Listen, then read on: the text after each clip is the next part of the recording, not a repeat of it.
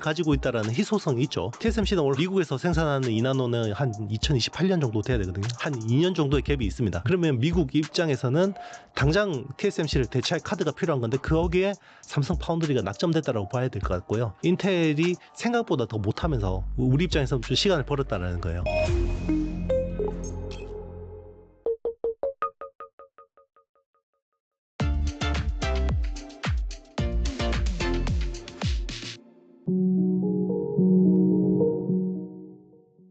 이용수 대표님 모셨습니다. 안녕하세요. 네, 안녕하세요. 네, 대표님도 모시고 우리나라 이제 반도체 플러스 삼성전자 다양한 그런 섹터 이슈에 대해서 알아보도록 하겠습니다.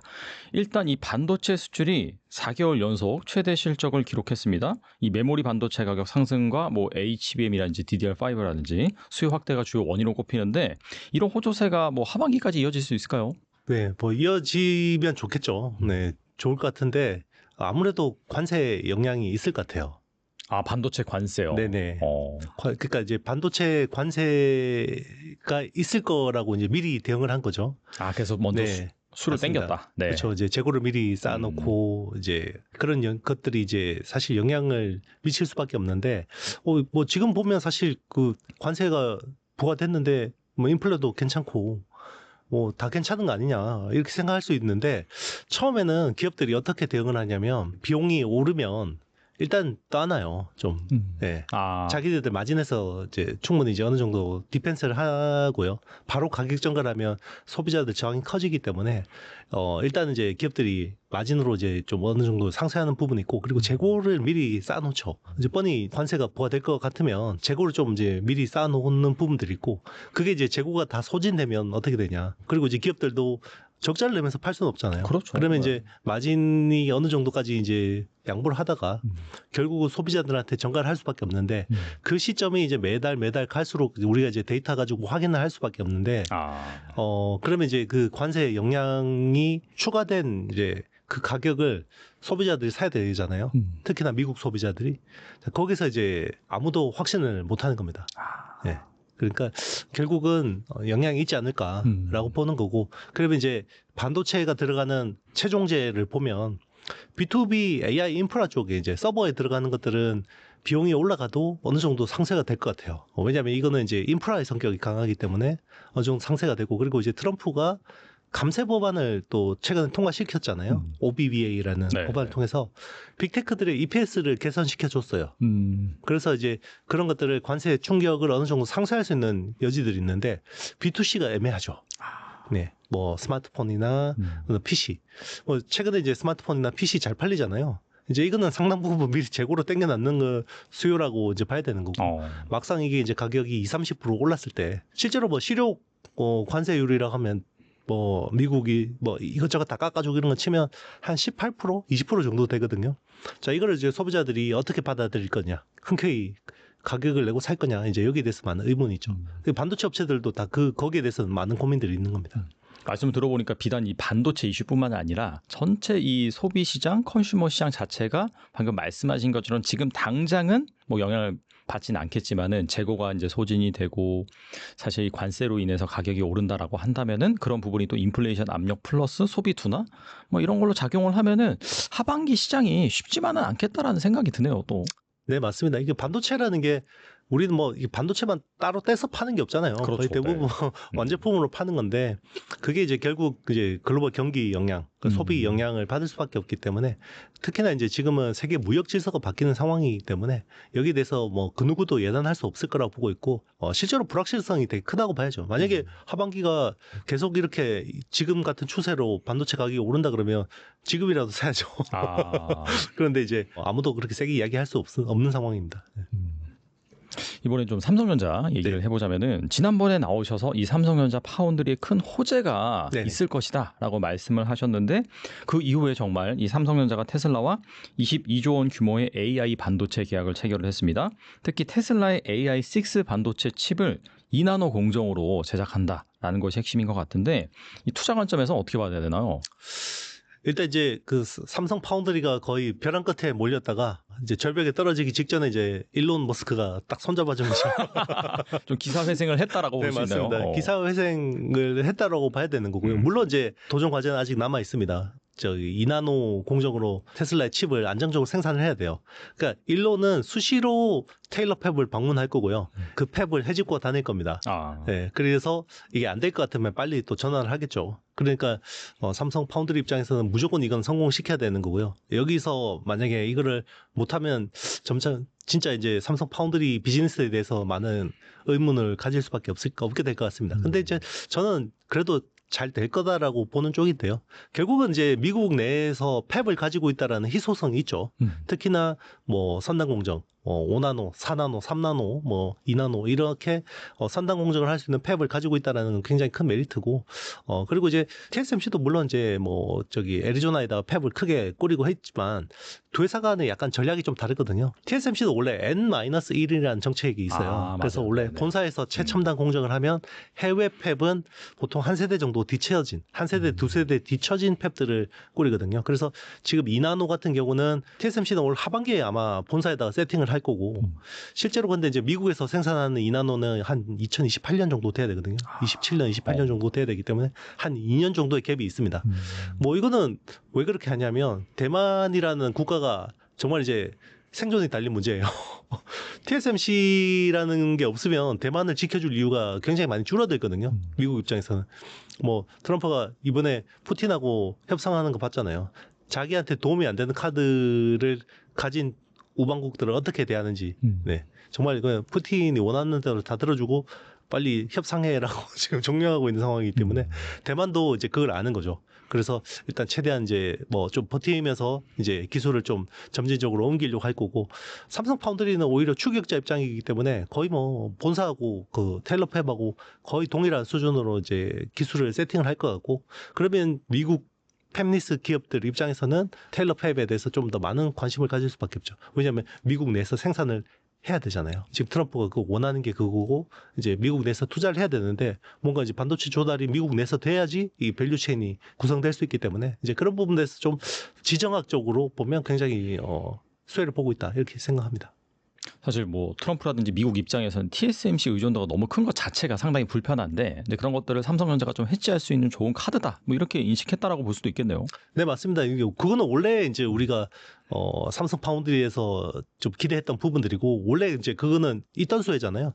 근데 좀 더 달라진 거는 이제 미국 내에서 생산하는 쪽에서 보면 삼성 파운드리라는 카드가 좀 더 이제 밸류가 생긴 거죠. 왜냐하면 삼성 파운드리가 거의 첨단 공정을 미국에다 올인하고 있기 때문에, 물론 이제 우리 국가적인 차원에서는 좀 아쉬운 부분은 있지만 뭐 지금은 추격하는 입장이기 때문에 불가피한 측면이 있다고 생각합니다. 사실 만약에 그 수혜도 못 받으면은 그냥 자국의 공장을 짓는다라고 해서 해외에서 수요가 발생하는 것도 아니고, 사실 뭐 어쩔 수 없는 선택이라기보다도 어떻게 본다면 지금 상황에선 꼭 해야 되는 선택이라고 볼 수 있겠네요. 그렇죠. 불가피한 선택인 것 같습니다. 물론 뭐 삼성이 예전처럼 뭐 초격차로 1등 기업이다 그러면 뭐 우리도 국가적인 차원에서 뭔가 하나 카드가 필요하다라고 해서 이제 TSMC처럼 할 수도 있겠지만 지금 우리가 뭐 파운드리에서 그럴 상황은 아니거든요. 그렇죠. 네. 그리고 뒤이어서 또 애플의 이미지 센서, 이걸 또 파운드리에서, 삼성 파운드리에서 생산하는 그런 계약을 체결을 했는데, 소니가 거의 독점하다시피 한 이미지 센서 시장을 삼성 파운드리가 수주한 까닭은 또 무엇이라고 볼 수 있을까요? 이것도 이제 사실 어떤 지정학의 어떤 변화에 반사이익을 봤다라고 볼 수 있는데요. 원래 애플 같은 경우는 뭐 트럼프 대통령 1기 때만 해도 사실 뭐 트럼프가 이야기하면 대충 적당히 뭉개고 뭐 로비해서 적당히 잘 넘어갔거든요. 네. 그래서 뭐 되게 잘한다 그때는 이야기했었고, 그리고 실제로 뭐 중국 가서는 미국하고 지금 뭐 사실상 뭐 분쟁을 벌이고 있는데도 뭐 중국에 굉장히 립 서비스를 해주고 막 이랬잖아요. 사실 그러니까 저게 뭐 우리나라 기업이냐 뭐 저기 중국 기업이냐 뭐 박쥐 아니냐 이런 이야기까지 트럼프 지지자들한테 이제 받을 정도로 했었는데, 이기 행정부는 완전 달라요. 트럼프라는 사람은 똑같지만 1기 트럼프 행정부 때만 해도 트럼프가 주류 공화당을 장악을 못했고, 그때만 해도 자기가 마이너였고요.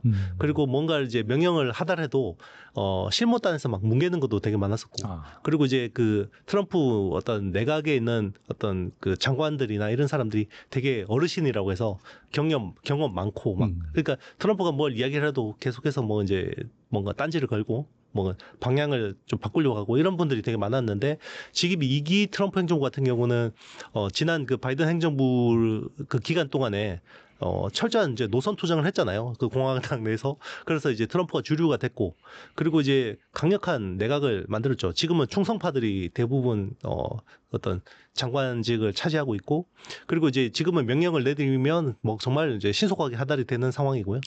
그리고 이제 그때하고 다른 거는 상하원, 네, 의회를 장악했다는 게 완전히 다르죠.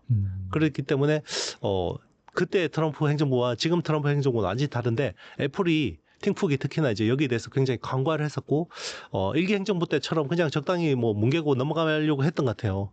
근데 이제 최근에 완전히 그냥 기류가 바뀌었죠.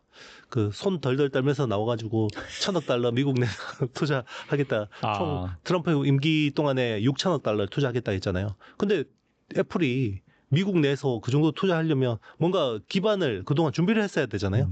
근데 없잖아요. 그러니까 이제 어쨌든 삼성 파운드리를 좀 이제 활용할 수밖에 없는 거죠. 그래서 삼성 텍사스 공장이 원래 오스틴 팹이 원래 옛날에 뭐 14나노 때 이제 공정을 주로 하던 건데, 이제 거기에 이제 시모스 이미지 센서를, 카메라 센서를 이제 납품을 받기로 한 거고, 그리고 이제 그 사실 소니가 원래 한 10년 동안 독점을 했었는데, 네. 그러면 왜 삼성 파운드리로 이원화를 했냐면, 이거는 이제 뭐 지정학적 이슈가 있기 전부터 약간 소니 쪽에서 문제가 있었어요. 2022년, 2024년 동안에 간헐적으로 쇼티지가 많이 발생했었거든요. 그러니까 카메라 이미지 센서가 자꾸 이제 쇼티지가 나서 완제품의 출하에 좀 문제가 생기는 이슈들이 있었고, 이거를 이제 원래 한 작년 말부터 이걸 이제 좀 전환을 하려고 했었어요. 근데 이제 그 원래는 좀 더 시간을 두고 진행하려고 했었는데, 이게 이제 미국 내 투자 이슈가 좀 걸쳐지면서 좀 빨라진 측면들이 있는 것 같습니다. 여러 가지로 뭐 해서 결국에는 그 시장에 진입을 했다라고 했는데, 이거는 계약 규모가 한 대략적으로 뭐 정확한 알 수는 없지만은 좀 규모가 있는 거라고 볼 수 있는가요? 일단 이제 뭐 소니가 독점하는 그 전체 물량에서 한 20-30% 정도로 이제 보고 있고요. 적지는 않습니다. 그리고 이제 당초 원래 처음에는 이제 이야기했던 게 전면 카메라 있잖아요. 셀피용 카메라 쪽으로 많이 이야기를 했었어요.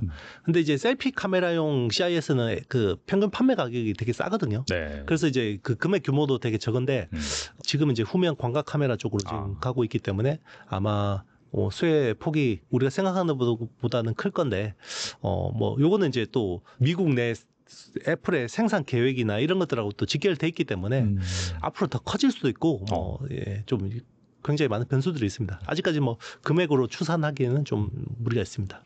근데 말씀 듣다 보니까 물론 이제 트럼프가 당근도 주긴 하잖아요. 감세 법안이라든지 그런 빅테크들의 EPS를 올리는 그런 부분이 있는데, 길게 보면은 결국엔 자국에 이렇게 생산 시설을 확충하고 하다 보면 거기에서 또 사실 제조 비용이라든지 그런 게 올라가기 마련인데, 뭐 이런 것들은 좀 지켜봐야겠네요. 뭐가 수혜인지 사실.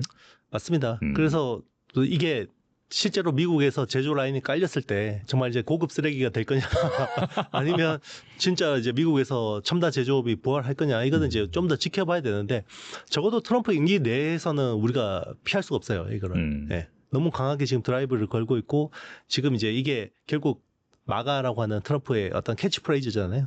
그렇기 때문에 지금은 이제 우리가 뭐 이거 손들고 못하겠습니다 이랬다면 큰일 나죠. 네.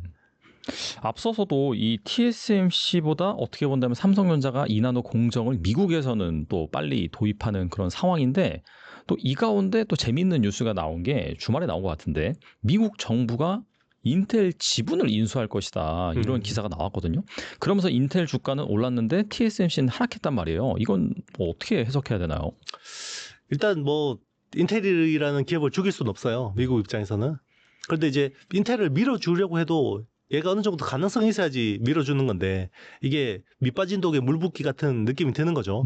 그래서 일단은 좀 뭔가를 구도를 만들려고 하는 것 같아요. 자, 그 구도를 만들려고 하는 거는 결국 그거죠. 뭐 TSMC한테 기술 내놔라.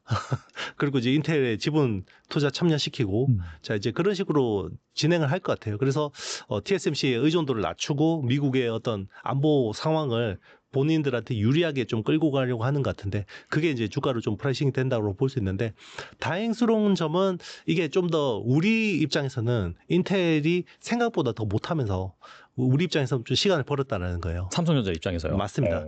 이게 만약에 인텔이 미국 정부가 충분히 지원을 했었잖아요, 칩스법을 통해서. 만약에 그때 부활을 했었다 그러면 우리한테 끔찍한 결과가 벌어졌을 겁니다.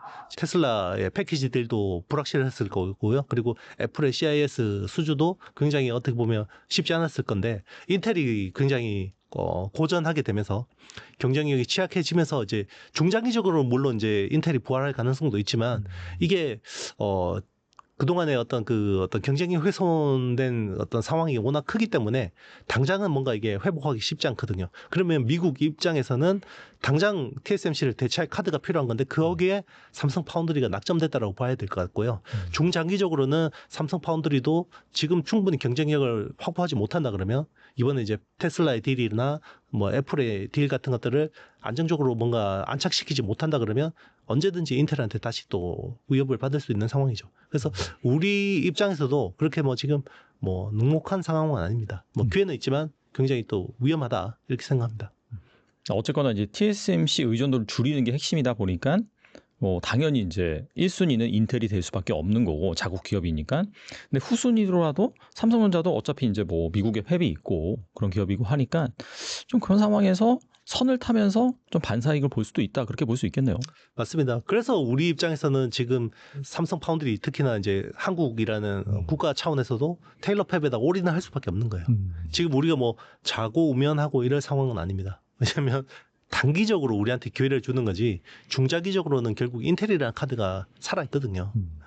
그나저나 이제 삼성전자 그 2나노 어떻게 성공 가능성이 있다고 보시는지 궁금하네요. 뭐 일론도 굉장히 많이 검토를 했을 것 같고요. 그래서 어느 정도 가능성이 있다라고 봐야 될 것 같은데 당장 이제 우리가 바로 뭔가 좀 확인할 수 있는 지표는 엑시노스 2600의 성공 여부일 것 같습니다. 물론 이제 모바일 AP고 뭐 테슬라가 생산하는 건 차량 칩이기 때문에 뭐 좀 다르긴 하죠. 뭐 특히나 서버용 칩이기 때문에. 그렇지만 일단 2나노가 안정적으로 생산될 수 있는지 여부는 엑시노스 2600. 그러니까 내년에 갤럭시 S26에 채택되는 엑시노스 2600이 안정적으로 생산되느냐, 저기 생산 수율이 잘 나오느냐, 이거를 정말 주시해서 보고 있을 것 같아요. 그래서 이제 우리가 그거는 몇 달 안에 확인이 되는 거고요. 그게 만약에 안정적으로 된다 그러면 이제 테슬라의 어떤 그 프로젝트도 성공 가능성이 높아지는 거라고 봐야겠죠. 그게 이제 안정적으로 생산돼가지고 또 막상 이제 시장이 출하돼서 문제없이 잘 구동이 된다라고 하면은 그때 뭐 주가가 또 날아갈 수도 있겠네요, 진짜. 네, 그런 부분에서는 또 추가 모멘텀이 있을 수 있다고 보고 있고요. 그래서 저는 이제 삼성전자의 주가 모멘텀은 뭐 계속해서 메모리나 HBM보다는 파운드리 쪽에 좀 보는 게 낫다라고 이제 계속해서 말씀드렸었고 그 뷰는 유효합니다. 물론 이제 지금은 파운드리 쪽은 어느 정도 이제 재료가 나왔고 이제 HBM이라는 재료가 아직까지 또 살아있기 때문에 뭐 좀 이제 상황이 달라질 수도 있지만 가시성이라는 측면에서 보면 저는 삼성 파운드리 쪽이 좀 더 가시성이 있다 이렇게 생각합니다. 그리고 삼성전자가 일본 요코하마에 2,500억을 투자해서 최첨단 패키징 연구소 설립을 발표했습니다. 이 TSMC가 파운드리와 패키징을 결합한 턴키 서비스로 시장 점유율을 확대하는 가운데 이번 투자가 삼성전자가 TSMC를 추격할 만한 발판이 될 수 있을까요? 일단 이제 그 TSMC라는 회사의 경쟁력은요. 뭐 산단 공정도 굉장히 잘하는 회사인데 패키징 특히나 어드밴스드 패키징이라는 기술이 굉장히 압도적이에요. 그래서 우리가 AI 반도체, AI 가속기 시장 전망 추정할 때 뭐부터 보냐면 TSMC의 코어스 캐파부터 봅니다. 코어스라는 게 이제 2.5D 패키징이죠. 이제 뭐 GPU하고 HBM을 3층 구조로 만드는 거죠. 그 인터포저로 이렇게 연결하고 그 밑에 이제 프립치 BGA 구조로 이제 이렇게 3층으로 이렇게 연결하는 주상복합 구조라고 하죠. 이제 그런 식으로 하는 건데 그 패키징이 제일 중요한 거고요. 그리고 이제 이게 점점 더 확장이 되는 흐름입니다. 이제는 앞으로는 웨이퍼 단계 수준의 정말 이제 칩을 병렬로 쭉 연결해서 이제 웨이퍼 수준의 칩의 패키징을 만들려고 하고 있거든요. 그게 이제 최근에 TSMC가 공개한 SOUX라는 거죠. 뭐 시스템 온 웨이퍼 X. 그러니까 웨이퍼 한 판에다가 그냥 패키징을 해버리는 건데 여기는 PCB 없이 하는 겁니다. 그러니까 PCB 없이 기존의 GPU하고 HBM 같은 것들을 RDL 베이스로 해서 이제 다 연결하는 그런 패키징들이 되고 있고 지금 이제 테슬라가 하는 AI6 같은 칩도 원래 그 AI4나 5 같은 경우는 엣지 디바이스용 칩이었거든요. 그러니까 테슬라 자율주행 차용 FSD 칩이거든요. 근데 AI6 같은 경우는 엣지 쪽도 쓰긴 하지만 엣지보다 더 중요한 게 서버용 칩이에요. 그래서 서버 특히나 이제 추론용 AI 쪽으로 이제 쓰려고 만드는 칩이기 때문에 요거를 패키지를 굉장히 크게 만드는 게 중요한데 그걸 이제 뭐 최근에 SOP라고 하죠. 뭐 시스템 온 패널 이렇게 해가지고 이제 큰 패널 하나에다가 그냥 이제 굉장히 큰 규모로 이제 실장하는 그런 식으로 이제 계속 기술이 이제 진화 발전되는 건데 삼성이 사실 코어스 쪽에서는 정말 이제 밀렸어요. 코버스에 대비되는 기술이 iCube라는 기술인데 네. 그게 이제 굉장히 많이 늦어졌고요. 지금은 이제 거의 뭐 웨이퍼, 패널 단계의 어떤 패키징을 하려고 하는 기술들이 굉장히 활발해지고 있는데 이제 여기서는 삼성이 좀 더 이제 뭐 속도를 내서 조금 이제 추계를 한다 그러면 완전히 양상이 조금 이제 달라질 수 있겠죠. 특히나 빅테크들의 자체 설계 칩들을 그런 식으로 큰 패키지로 만들고 싶어 할 거거든요. 그런 쪽에서 많은 관심을 가지고 있을 거라고 봅니다. 그래서 최근에 테일러팹에 원래 투자했던 것보다 플러스 알파로 10조 원 규모를 더 추가 투자하기로 했거든요. 그런 이야기가 나오고 있는데 네. 그거 대부분 패키징 쪽으로 들어갈 거예요. 그래서 그 패키징 쪽으로 아마 SOP나 뭐 iCube나 이런 쪽으로 이제 투자가 될 거라고 보고 있습니다. 안 그래도 뭐 최근 삼성전자가 초대형 반도체 패키징 기술인 SOP 시스템 온 패널 상용화를 추진 중이라고 보도가 나왔는데 이게 만약에 이게 고도화될 경우에는 삼성전자가 테슬라의 차세대 도조 AI 슈퍼컴퓨터 패키징 공급망에 진입할 가능성도 거론되고 있는데 이 가능성 어떻게 보시나요? 그러니까 이제 그 미국 내에서 그 테슬라의 AI6 칩을 생산하잖아요. 요거도 웨이퍼잖아요. 전공정만 하는 건데 삼성은 후공정 라인이 미국 내에서 별로 없거든요. 그러니까 이제 그러면 이거를 어떻게 해야 되냐? 웨이퍼 단계로 비행기를 가지고 아시아로 가져와서 패키징해서 납품할 거냐 이런 이슈들이 되게 많았었거든요. 초창기에는 아마 뭐 그런 식으로 할 수도 있을 것 같아요. 그래서 웨이퍼만 만들어서 비행기로 특송으로 보내서 아시아에서 패키징을 해서 다시 미국으로 가져가는. 그런데 물류가 굉장히 복잡해지고 거기서 또 수율이 떨어지고 할 거 아니에요. 이제 그래서 이제 미국 내에서 이제 그런 것들을 해야 되는데 일단은 지금 테슬라 차원에서 검토하는 거는 전공장은 AI6 웨이퍼는 테일러에다가 맡기고 삼성 파운드리한테 맡기고 후공정을 인텔에다 맡기는 걸 좀 생각하는 것 같아요. 그래서 인텔이 의외로 패키징 기술이 좋거든요. 그래서 뭐 EMIB라고 해서 이제 실리콘 브릿지를 활용해서 뭐 하는 그런 이제 패키징 기술을 좀 제안을 한 걸로 아는데 삼성도 근데 이제 결국 부가가치를 높이려면 일괄 라인을 꼬리는 게 되게 중요하잖아요. 그래서 웨이퍼 생산부터 패키지까지 직접 하려고 하는데 거기서 제안한 게 이제 SOP 같은 기술들인 거죠. 왜냐하면 AI6 칩을 한 512개를 병렬로 연결해서 칩투칩 커뮤니케이션을 해야 돼요. 그러면 한 개의 큰 패키지에다가 이걸 오밀조밀하게 넣으면 훨씬 더 이게 좋아지거든요. 우리가 엔비디아 칩을 쓰는 이유가 뭐 쿠다라는 어떤 개발 플랫폼도 있지만 칩 투 칩 커뮤니케이션, 서버 투 서버 커뮤니케이션에서 굉장히 속도가 빠르잖아요. 그래서 칩 투 칩 커뮤니케이션에서 속도를 굉장히 높일 수 있다. 웨이퍼 수준이나 아니면 패널 수준에서 이 패키징을 하면 그런 이점들이 있기 때문에 이제 그런 것들을 더 발전시켜야 되는 거죠. 이번에는 좀 HBM 얘기를 해보자면은 최근 삼성전자가 엔비디아의 HBM3E 12단 메모리 3만 개에서 5만 개 공급을 확정했다라는 보도가 나왔거든요. 어떻게 본다면 뭐 작년부터 계속해서 염원해왔던 그런 부분이 현실화된 것 같은데 투자 관점에서 어떤 의미가 있을까요? 일단 뭐 좀 더 확인을 해봐야 돼요. 이게 사실 저도 2년 동안 이게 거의 뭐 이번에 됐다 뭐 이렇게 이제 이야기를 듣다가 안 된 경우가 너무 많아서 이번에도 굉장히 조심스럽긴 합니다만은 작년보다는 굉장히 가능성이 높은 것도 사실인 것 같아요. 지금 보면.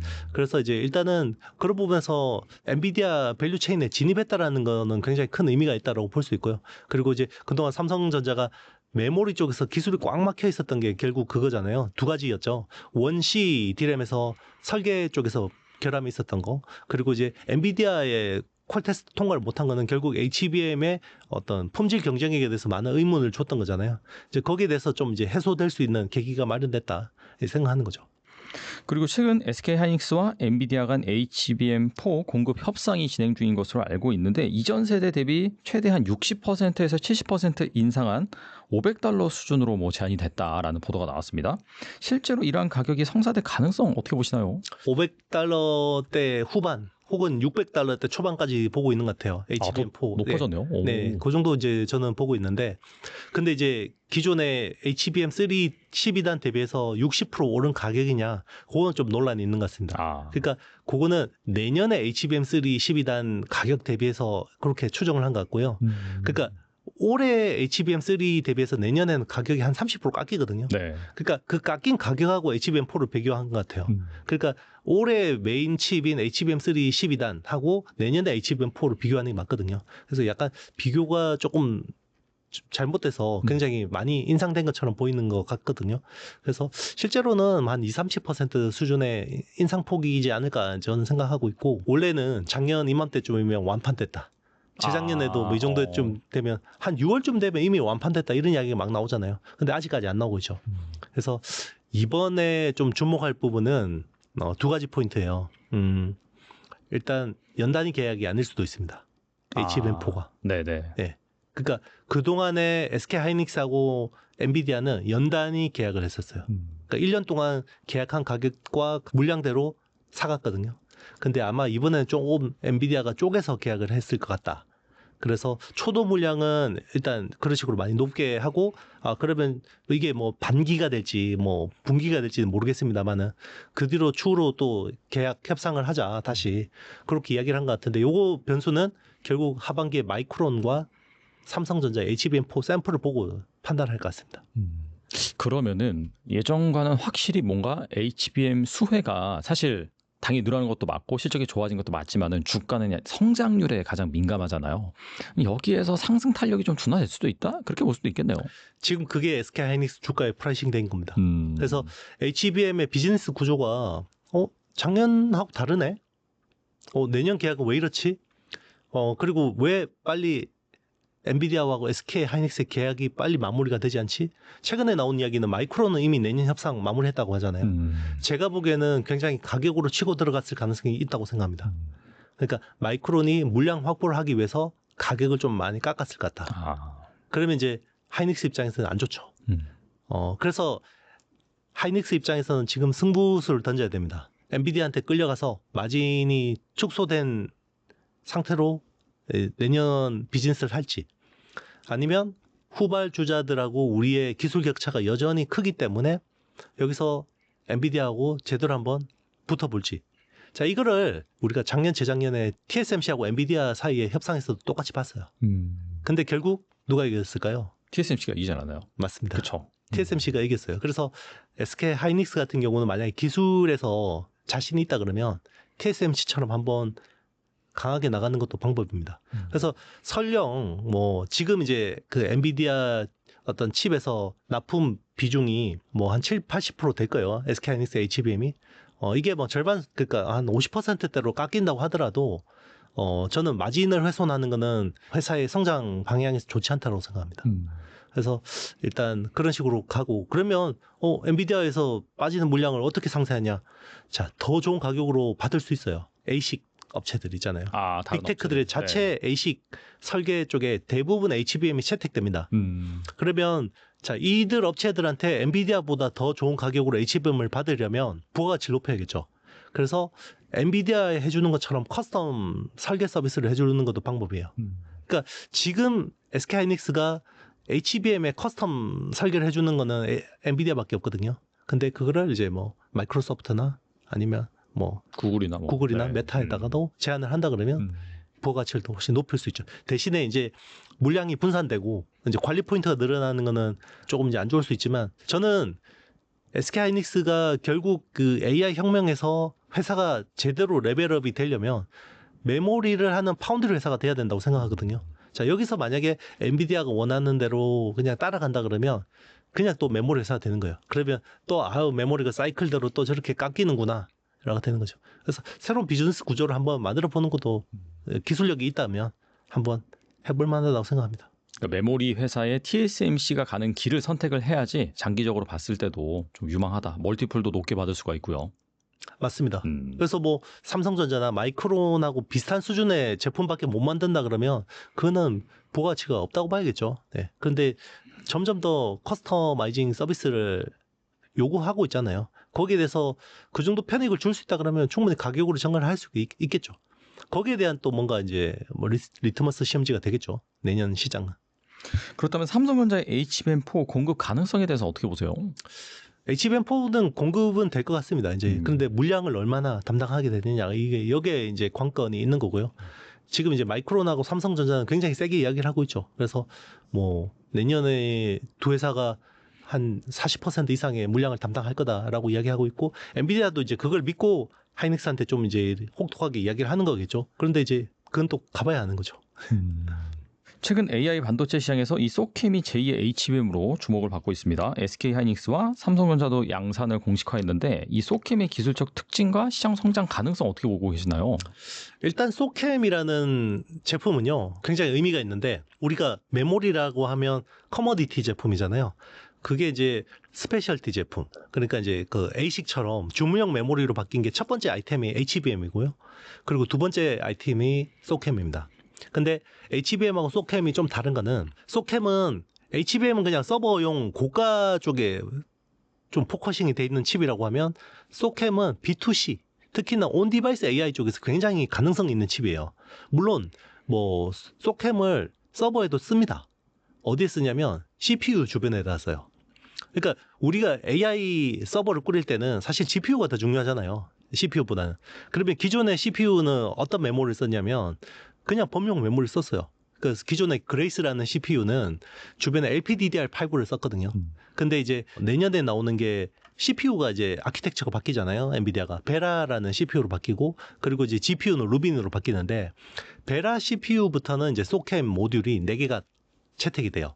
근데 이제 요거는 칩을 수직으로 연결해서 밴드위스를 높이는 거는 HBM하고 비슷한데, 좀 안으로 들어가 보면 완전히 다릅니다. 왜냐면 HBM은 TSV를 기반으로 칩에다 구멍을 뚫고 고리를 채우고 연결하는 그 기반으로 하는 건데, 소캠은 칩을 수직으로 쌓아서 연결하는 건 똑같은데 기존의 와이어 본딩, 그러니까 레거시 공정을 써요. 그래서 아마 좀 커스텀 메모리지만 싸게, 그러니까 약간 뭐 마일드 HBM이다 이런 식으로 뭐 이야기하기도 하고요. 그래서 밴드위스는 되게 높습니다. 그래서 뭐 밴드위스는 700 뭐 인풋 아웃풋으로 봤을 때는 뭐 한 712개 그 정도 되고요. 지금 HBM은 1024개 인풋 아웃풋 수에서 이제 2048개로 넘어가는 상황이거든요. 그래서 뭐 그 정도 차이가 나긴 하지만 가격적인 측면에서는 소캠이 훨씬 싸다라고 볼 수 있고, 또 하나 다른 점은 소캠이라고 하는 그 메모리 설계 그 어떤 표준이요. 보통 메모리 반도체라는 거는 설계 표준을 글로벌 제덱이라는 데서 만들어요. 제덱이라는 데서 뭐 DDR4, DDR5, 뭐 LPDDR5 이런 식으로 설계를 만들면 거기에 맞게 이제 그 설계 가지고 공정으로 만드는 거거든요. 근데 소캠이라고 하는 이 설계 표준을 엔비디아라는 개별 회사가 만든 거예요. 그래서 이건 제덱하고는 별개입니다. 네. 그래서 이제는 개별 회사가 제안해서 설계를 한 메모리가 만들어지는 시대가 이제 열릴 수 있다라는 거를 소캠을 통해서 알 수 있는 거죠. 그렇다면은 이 분야에서 좀 경쟁력을 우리나라 반도체 업체들은 가지고 있는지 어떻게 보세요? 우리나라 잘할 수 있어요. 왜냐하면 이게 HBM보다 좀 싸게 만드는 기술들이 되게 많이 필요하거든요. 그보다 더 하이 퀄리티 기술은 아니다. 맞습니다. 네. 그러니까 HBM을 좀 싸게 만들어야 돼요. 여기 필요한 것들이 뭐 칩하고 칩을 연결하고, 그리고 이제 밴드위스를 높이고 수직으로 쌓고 이런 부분들이잖아요. 그래서 우리가 잘할 수 있는데 이제 가성비 있게 만들어야 되죠. 그리고 이제 소캠이라는 메모리가 1세대 제품이 지금은 이제 엔비디아의 개인용 슈퍼컴퓨터에 채택이 됐거든요. 근데 1세대 칩은 마이크론이 대부분 납품을 하고요. 아마 2세대부터 삼성전자나 하이닉스가 메인으로 납품하게 될 것 같은데, 사실 본 게임이 2세대 혹은 3세대부터 될 거라고 보고 있어요. 그때부터 좀 기술 제조 난이도가 많이 올라가지 않을까 저는 추정합니다.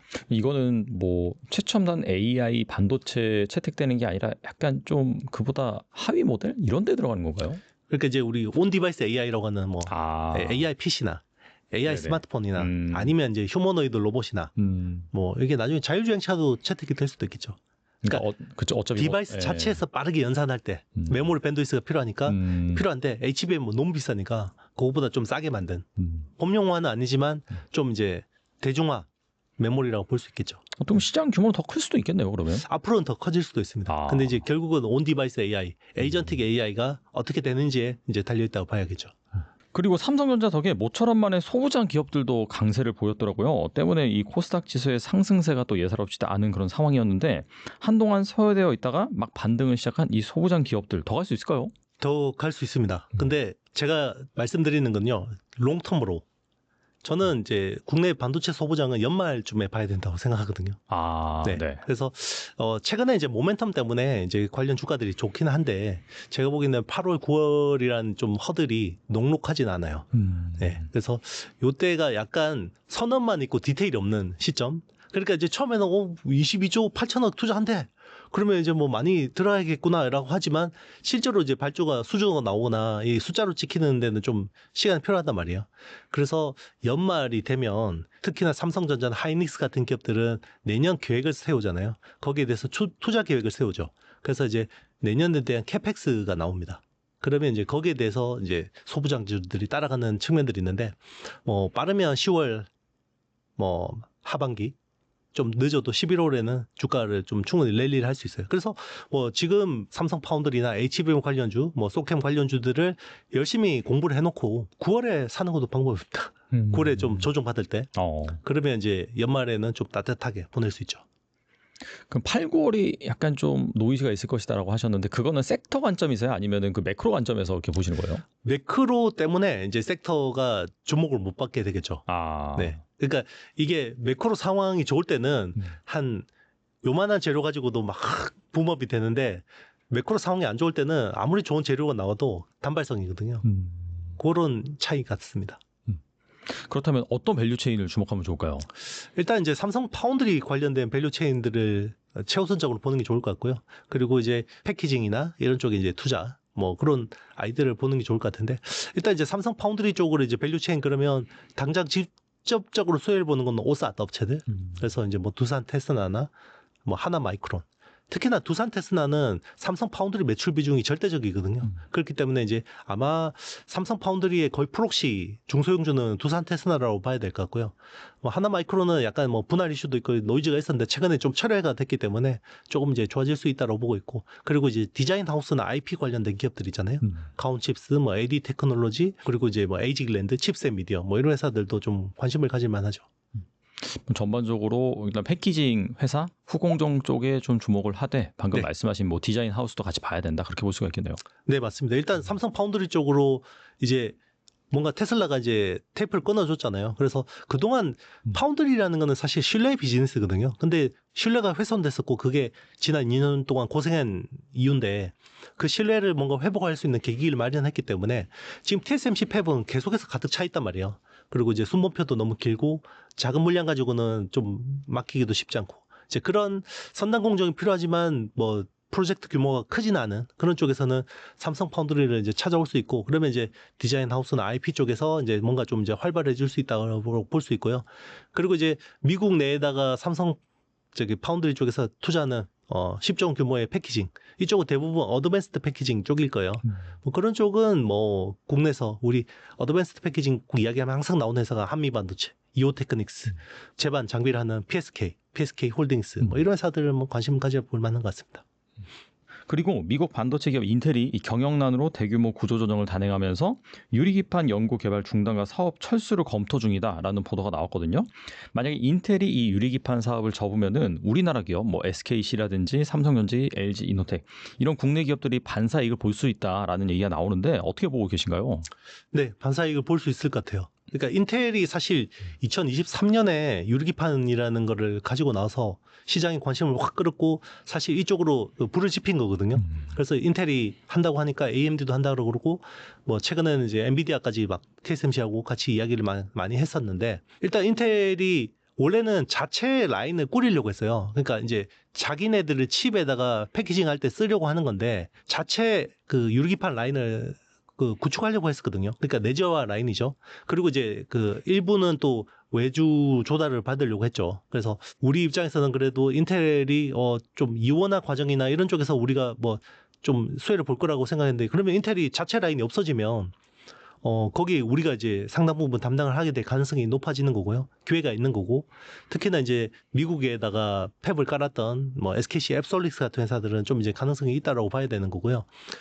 또 하나 이제 인텔이 그 사업을 정리하면서 고급 인력들, 유리기판 관련된 인력들이 있잖아요. 그런 쪽에 이제 핵심 인력들을 우리가 좀 데려올 수 있는, 유치할 수 있는 그런 가능성이 생긴 거죠.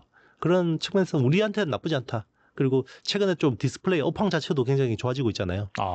그래서 이게 유리기판하고 디스플레이가 사실 다른 아이템이라고 보이지만 사실 거의 하는 회사가 겹치거든요. 그러니까 기존의 디스플레이를 하는 회사들이 새로운 성장 동력으로 먹거리로 이제 유리기판 쪽을 많이 이제 컨택을 하는데 최근에 이제 그 어떤 BOE하고 그 삼성 디스플레이하고 뭐 특허 이슈 소송 있었지만 맞아요. 네. 그런 쪽에서 이제 미국 내 시장에서 뭐 우리 디스플레이가 좀 더 이제 우위를 차지할 수 있는, 그리고 이제 이번에 테슬라의 패키지 딜에서도 삼성 디스플레이의 OLED를 테슬라 쪽에 납품하게 될 가능성이 높아졌거든요. 그러면 이제 캐시카우가 좀 든든해지면서 신규 사업까지 좀 뭐 된다 그러면 이게 선순환 구조가 되잖아요. 그동안에는 디스플레이 업황이 안 좋은데도 계속 신규 사업에 투자를 해야 되는 상황이기 때문에 재무적인 부담이 컸는데 이제 그런 것들이 좀 해소될 수 있는 상황이 생기고, 그리고 이제 시장 전반적으로 이제 인텔이라는 회사가 뭐 자체 생산을 포기하게 되면서 좀 우리가 또 반사이익을 누리게 되는 측면도 있는 거죠. 그 유리기판 사업이 인텔이 포기한다라고 해서 축소되는 건 아니고 더 상정할 룸은 확실히 있다라고 볼 수 있는 건가요? 그렇죠. 이제 인텔이 향후에는 자기네들의 CPU에다가 패키징 할 때 유리기판 쓰긴 써야 돼요. 이거는 이제 유리기판이라는 패널 자체가 뭐 어떤 방열이라든지 전송 속도라든지 이런 데서 메리트가 있는 것도 맞는데, 이게 또 이제 나중에 실리콘 포토닉스라는 이제 기술들이 적용이 되면 유리기판이 또 이제 굉장히 메리트가 있는 측면들이 있거든요. 그리고 지금 우리 지난 시간에 말씀드렸지만 소우엑스 같은 그 웨이퍼 단계의 패키징이나 아니면 패널 단계의 패키징이나 이런 것들을 하려면 기존의 PCB 같은 경우는 그 어떻게 보면 단차라고 해야 되나, 이 유니폼미티가 안 나와요. 그러니까 패널 크게 만들면 이게 휘거든요. 구부러져요. 이렇게. 그러면 이게 패키징하기 되게 힘들어지는데, 유리 같은 재료는 물성 자체가 굉장히 매끈하거든. 그 단차가 별로 없어요. 그래서 이렇게 패널 크게 만들 때는 유리 기판 또 메리트가 있죠. 그리고 최근 업계에서는 또 유리기판보다 유리 인터포저 쪽에 무게가 또 옮겨지고 있다라는 얘기가 나오는데, 유리 인터포저는 또 무엇이며 이거 더 주목받는 이유가 뭘까요? 일단 우리가 코워스라고 하는 기술을 중심으로 봐야 되는데요. 이제 GPU라는 게 있고 HBM이라는 게 있잖아요. 요게 2.5D로 패키징 연결되잖아요. 그러면 GPU 칩하고 HBM을 요 연결하는 그 바로 밑에 있는 패널 같은 판이 인터포저예요. 근데 기존에는 뭘로 쓰냐면 실리콘 소재로 씁니다. 반도체 칩하고 똑같은 소재예요. 그래서 어떤 식으로 하냐면 TSMC 같은 경우는 위에 GPU 같은 경우는 자기네들 생산하잖아요. 그게 보통 이제 3나노 뭐 2나노 수준이잖아요. HBM은 하이닉스한테 받아오잖아요. 요걸 가지고 패키징을 할 때 UMC라는 회사, 그 대만에 있는 TSMC에 이어서 이제 큰 그 파운드리 회사인데 UMC한테 요 실리콘 인터포저 패널을 받아와요. 그거를 가지고 이제 패키징을 하거든요. 그리고 이제 제일 밑에 들어가는 패널이 플립칩 BGA라고 해서 기존의 플라스틱 기판 기반이거든요. 위에 있는 실리콘 인터포저를 유리로 바꾸는 거는 유리 인터포저. 그 밑에 있는 플립칩 BGA를 유리 기판으로 바꾸는 거는 유리 코어 기판이라고 해요. 그래서 글래스 코어 기판이라고 하거든요. 그래서 두 개가 좀 다르죠. 정밀도 측면에서는 유리 인터포저가 훨씬 더 정밀해야 되고요. 선폭이라든지 라이트 앤 스페이스가 훨씬 더 디테일해야 되는 거고, 대신에 밑에 있는 플립칩 BGA를 대체하는 글래스 코어 기판 같은 경우는 라이트 앤 스페이스 같은 경우는 좀 유리 인터포저보다는 좀 덜한데 요거를 복층으로 쌓아야 돼요. 그러니까 플립칩 BGA라는 게 사실 복층 구조거든요. 그래서 이제 그런 부분에서 좀 어려움이 있죠. 그래서 최근에는 글래스 코어 기판을 좀 상용화를 하려고 했더니 레이어 단에서 이게 통신을 하려고 하니까 중간에 TGV로 구멍을 뚫고 구리를 채우는데 여기서 내구도가 안 나오는 거예요. 그래서 수율에서 많은 문제가 있어서 요건 좀 어렵겠다. 지금 그런 식으로 이제 이야기가 나오고 있고, 대신에 유리 인터포저는 한계층이잖아요. 그러다 보니까 이제 좀 정밀하게는 만들 수 있는데 대신에 이제 적층하는 그런 기술은 아니기 때문에 조금 더 이쪽이 빠르다. 이렇게 보는 것 같아요. 그리고 이제 웨이퍼 자체가 굉장히 이제 인터포저용 웨이퍼 수급 자체가 좀 어렵다 보니까 유리 인터포저로 좀 바꾸려는 니즈도 있는 것 같고요. 가격도 좀 싸고. 네. 우리나라 기업들이 잘 할 수 있을까요? 그렇다면?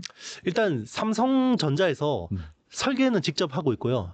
공정은 삼성전기한테 아마 맡길 것 같아요. 그래서 삼성전기는 원래 글래스 코어 기판 쪽을 이제 좀 드라이브를 많이 걸었었고, 그리고 이제 SKC 앱솔릭스도 글래스 코어 기판 쪽으로 많이 신경을 쓰고 있었는데, 최근의 트렌드는 TSMC나 삼성 파운드리에서 인터포저 쪽으로 좀 초점을 맞추다 보니까 이제 모든 기술 트렌드가 다 그쪽으로 좀 흘러가는, 쭉 당겨가는 그런 느낌 같습니다. 그리고 최근 삼성전자가 일본 히타치의 가전사업부를 인수할 것이다라는 그 기사가 나왔습니다. 이에 앞서서 이 미국의 디지털 헬스케어 회사 젤수를 인수한다고 밝혔는데, 뭐 작년부터 보면은 뭐 레인보우 로보틱스, 시멘틱 테크놀로지, 플렉트 그룹 등 다양한 기업을 이 M&A 하고 있습니다. 이 삼성전자가 M&A로 그리는 큰 그림 무엇일까요? 결국 AI입니다. 네, AI를 하기 위해서 AI에 필요한 서비스 관련 기업들을 모으는 거고요. 그리고 이제 삼성은 사실 지금 뭐 자체 거대 모델은 없잖아요. 뭐 LLM을 하는 회사는 아니기 때문에 결국 삼성이 가지고 있는 제조 데이터나 고객 데이터를 기반으로 서비스를 만드는 게 되게 중요하거든요. 그러기 위해서 이제 피지컬 AI라고 하죠. 결국은 가전. 히타치 같은 회사들을 인수하는 거는 지금 가전 사업에서 무슨 부가가치가 있겠어요. 그 가전에 결국 AI가 올라가는 게 중요한 거죠. 그래서 그걸 이제 삼성은 하려고 하는 거고, 거기서 이제 또 여러 가지 콘텐츠들이 필요하잖아요. 그러려면 뭐 헬스케어 쪽이나 아니면 뭐 여러 가지 기술들을 가진 회사들을 가져오려고 하는 거고, 제가 보기에는 정말 중요한 딜은 이게 지분 투자가 될지 아니면 뭐 인수합병이 될지는 모르겠습니다만은 결국 나중에 이 AI라는 게 OS처럼 될 거거든요. 그러면 완제품을 만드는 회사들 입장에서는 OS가 굉장히 중요하잖아요. 안드로이드가 될지 뭐 이게 iOS가 될지 모르겠지만 결국 그 AI를 자기네들의 제품에다가 올려야 될 텐데, 자, 그 파트너를 누구하고 손을 잡을 거냐. 지금 뭐 제일 유력한 거는 구글하고 하는 거죠.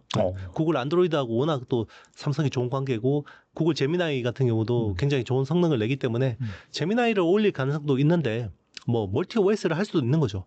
그 중에 하나가 이제 예전에 바다 같은 자체 OS를 하고 싶어하는 니즈도 있을 거고, 그러려면 이제 뭐 미국에 약간 세컨 티어에 있는 AI 업체를 지분 투자하거나 인수하는 것도 방법이겠죠.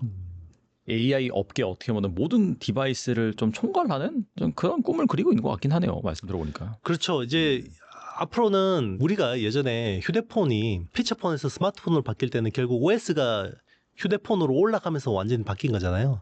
그러니까 이제는 모든 영역에 AI가 올라가는 거예요. TV든 가전이든 자동차든 우리가 쓰는 모든 전자제품에는 이제 AI 기반으로 돌아가게 될 거거든요.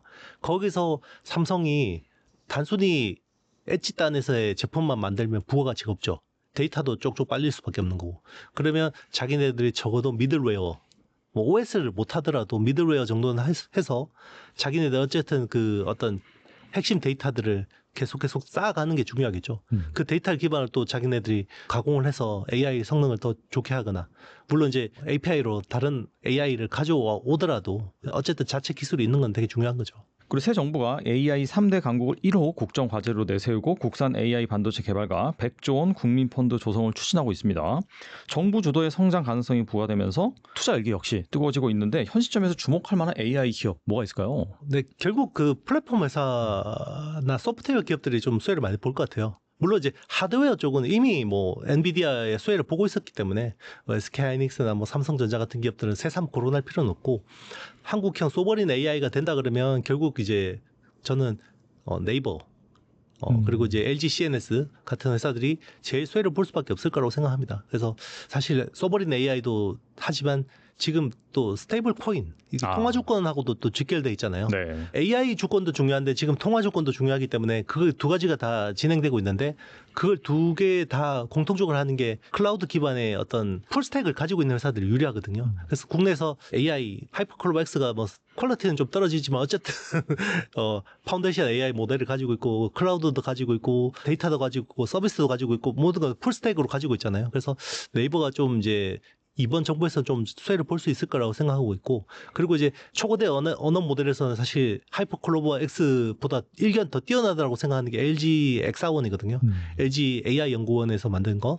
그러니까 거기서는 이제 비즈니스를 한다 그러면 LG CNS가 좀 이제 수혜를 볼 수 있을 것 같고, 그리고 이제 공공 데이터를 또 이제 활용할 수 있게 많이 열어줄 거 아니에요. 기존에 이제 정부나 뭐 어떤 유관기관에서 가지고 있는 것들을 데이터를 쓸 수 있게 할 건데, 거기서 이제 좋은 데이터를 가지고 있는 게 이제 한글 컴퓨터. 우리나라는 이제 정권 그 예전부터 전자정부나 이런 것들을 아래 한글 기반으로 많이 했기 때문에 네. 뭐 한글과 컴퓨터, 그리고 이제 금융 데이터 쪽에서는 쿠콘 같은 회사들, 뭐 이런 회사들을 좀 수혜를 볼 수 있을 것 같고, 그리고 이제 소버린 AI를 또 하게 되면 엔비디아 칩을 기반으로 만들 거예요. 그렇지만 우리 기업들의 참여를 많이 좀 요구를 하겠죠. 그러면 이제 한국형 AI 가속기, AI 반도체를 하는 이제 그런 회사들도 유력한데, 지금은 이제 필요스 AI나 리벨리온 같은 회사들이 좀 수혜를 볼 수 있죠. 근데 두 회사 다 비상장이잖아요. 그러니까 상장사로 보면 좀 재밌는 게, 리벨리온 AI는 TSMC 팹을 써요. 그래서 국내에서 VCA라고 하는데, 밸류 체인 얼라이언스라고 하죠. 이게 DSP하고 같은 말인데 VCA는 에이지글랜드예요. 그러니까 리벨리온이 좋아지면 에이지글랜드가 로열티를 많이 먹는 거고요. 그리고 이제 리벨리온 같은 경우는 삼성 파운드를 씁니다. 근데 여기는 AD 테크놀로지 하고 짓기로 돼 있어요. 그래서 약간 대리전 같죠. 그래서 에이지글랜드하고 AD 테크놀로지 이렇게 TSMC 팹이냐 삼성 파운드리 팹이냐 여기에 따라 좀 다르고 설계 능력은 두 회사가 거의 뭐 아주 훌륭합니다. 글로벌 수준입니다. 네.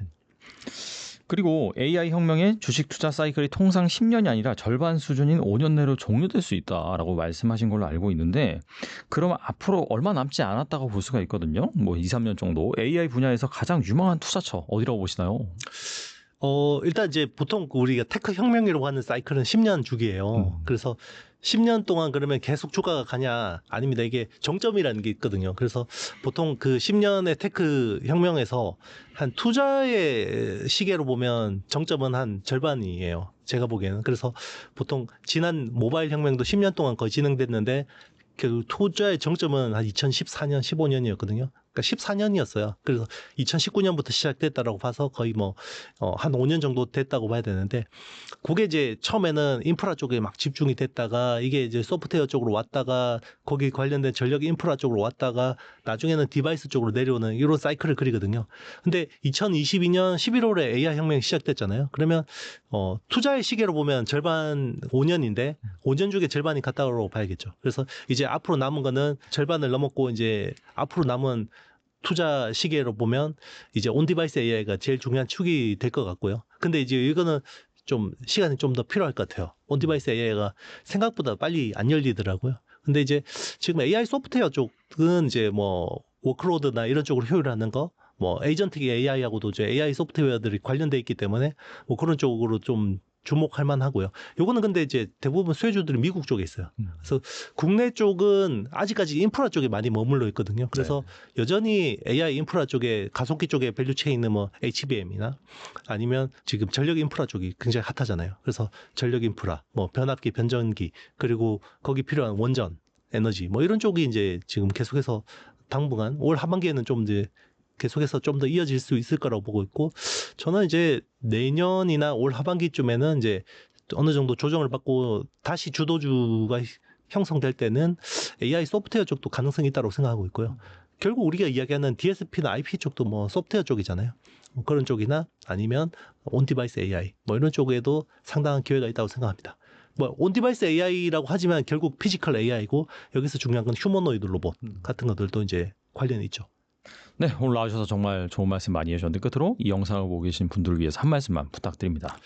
네, 일단 뭐 제가 보는 시장 뷰는 일단 3분기는 저는 좀 이제 되게 좀 생각보다 안 좋을 거라고 봤거든요. 그래서 일단은 3분기, 하반기 좀 이제 녹록지는 않습니다. 근데 제가 원래 여기 이제 계속 출연드려서 말씀드린 거는 이제 그 반도체 사이클이 그 AI 사이클이 올 하반기 그러니까 내년에 캐펙스 컷이 올 가능성을 대비해서 이제 하반기에 좀 이제 인프라 사이클이 어느 정도 이제 덜컹거릴 수 있다고 생각했는데 제 전망을 조금 바꿔야 될 것 같아요. 그러니까 이게 캐펙스 컷이 내년 상반기에 올 가능성은 낮아졌습니다. 왜냐하면 네. 감세 법안이 통과됐고 감세 법안이 통과돼서 빅테크들의 저기 EPS 총알이 두둑해졌어요. 그래서 아마 그걸 더 쏠 것 같아요. 그래서 제가 보기에는 내년 상반기에도 AI 캐펙스에 대한 부분들은 크게 문제가 없지 않을까. 그러면 하반기에 AI 인프라주 관련주들을 좀 이제 약간 조심해야 된다라는 거는 물론 이제 단기적으로 조정은 있을 것 같지만 제가 생각했던 것처럼 사이클이 끝날 정도로 그렇게 크게 조정은 없을 것 같다라는 좀 생각이 들고 있고요. 그래서 일단 이번에는 이번 조정을 활용해서 좀 이제 그동안 주도주들을 못 담았다 그러면 좀 용기를 내서 조정받을 때 좀 기존 주도주들을 좀 다시 한 번 더 확보를 한다 그러면 적어도 내년 상반기까지는 좀 이제 수익의 기회가 있을지 않을까 생각하고 그리고 이제 주도주가 좀 바뀔 경우를 대비해서 뭐 AI 소프트웨어나 뭐 저기 온디바이스 AI 이런 쪽을 좀 주목하면 좋은데 디테일한 내용은 제 책에 AI 텐베거 투자 책을 좀 활용해 보시면 좀 도움이 될 것 같습니다. 네, 또 얼마 있지 않아서 조정의 가능성, 하반기에 증시가 약간 흔들릴 가능성에 대해서 말씀해 주셨는데 그동안에 이 좋은 주식을 담지 못하셨다라고 한다면은 방금 말씀하신 것처럼 또 책을 읽어보신다든지 아니면 또 강의도 하고 계시니까 거기에서 정말 어떤 기업이 이 AI의 핵심이 될지 그 부분을 한번 살펴보시면 좋을 것 같습니다. 지금까지 이영수 대표님 나와주셔서 감사합니다. 네, 감사합니다.